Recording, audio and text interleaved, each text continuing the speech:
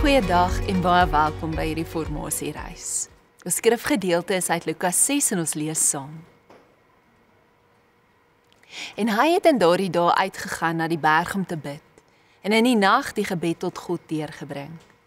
En toe dit dag geword het, het hy sy disippels na hom geroep en 12 van hulle uitgekies wat hy apostels genoem het. Bely mekaar julle misdade en bid vir mekaar, sodat julle gesond kan word.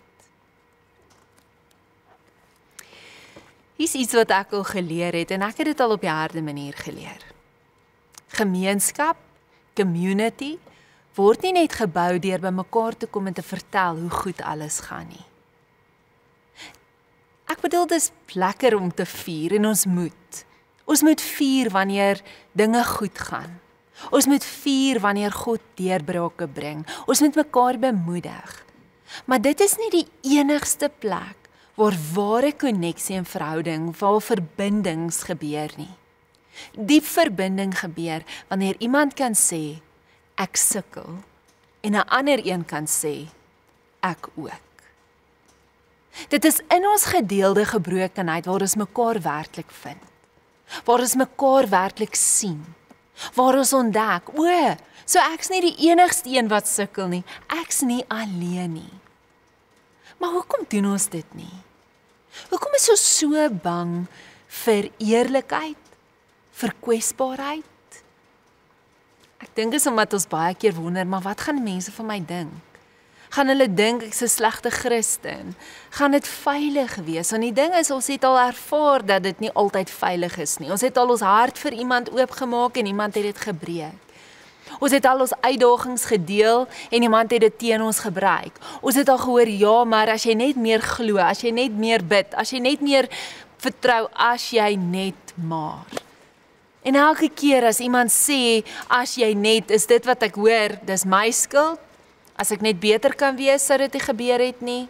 Ek het gefaal, ek's 'n mislukking. En so het ons geleer om ons maskers op te sit, nie waar nie. Om te glimlag en net te sê, alles gaan goed, baie dankie. Perfekte lyk van buite, terwyl ons eintlik binne uit mekaar uitval. Maar wat is dit nie is wat gemeenskap veronderstel is om te wees nie?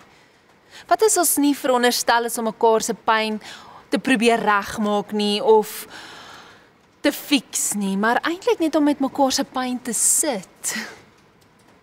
Wat as ons rol nie is om te probeer oplos nie, maar eerder om net teenwoordig te wees, om te sê, ek sien jou, ek hoor jou. Jy hoef nie alleen te wees en alleen hierdie te dra nie.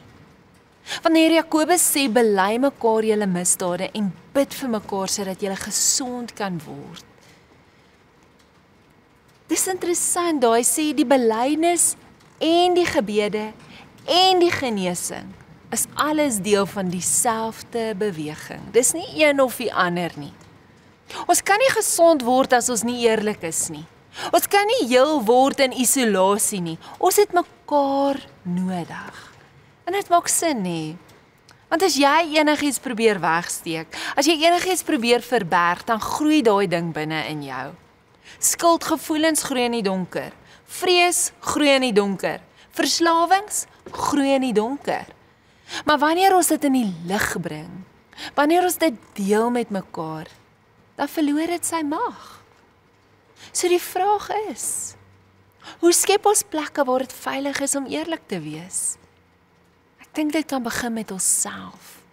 Dit begin wanneer ons die moed het om eerste oop te wees. Wanneer ons eerste kan sê, ek sukkel hiermee. Ek het nie al die antwoord nie. Ek is moeg. Of ek weet nie hoe om dit te doen nie. Dit begin wanneer ons kan luister sonder om te oordeel. Wanneer ons kan hoor iemand se uitdaging sonder om dadelik te dink, maar as hy net. Wanneer ons nie dadelik advies gee nie, maar eers net hoor, eers net sien, eers net teenwoordig is. Dit begin wanneer ons kan vertrou dat God besig is om te werk, selfs en veral in die chaos en die gemors. Dat hy nie skrik vir ons gebrokenheid nie. Dat hy dit eintlik gebruik om ons te vorm. Dat dit die plek is waar hy die beste werk doen. Jesus, toe hy daardie 12 uitgekies het geluister. Hy was teenwoordig. Hy het saam met hulle gegroei, saam met hulle bedien, saam met hulle die lewe gedoen. En so, in hulle belewenis dat hy verstaan, dat hy daar is vir hulle, dat hy nie oordeel nie, dat hy nie probeer fix met advies nie, het daar 'n innerlike verandering in hulle begin plaasvind. Dis die krag van verhoudings wat verstaan waarmee ons leef, waarbinne ons leef. Dalk is daar 'n refleksievraag vir jou en jou eenkant kom tyd en is daar iemand met wie jy eerlik kan wees oor wat regtig aangaan in jou lewe? En as nie, wat verhoed jou om so 'n verhouding te kweek? Of om kwesbaar te wees in daai verhouding? Is dit vrees, is dit skaamte? Is dit vorige ervarings wat pynlik was?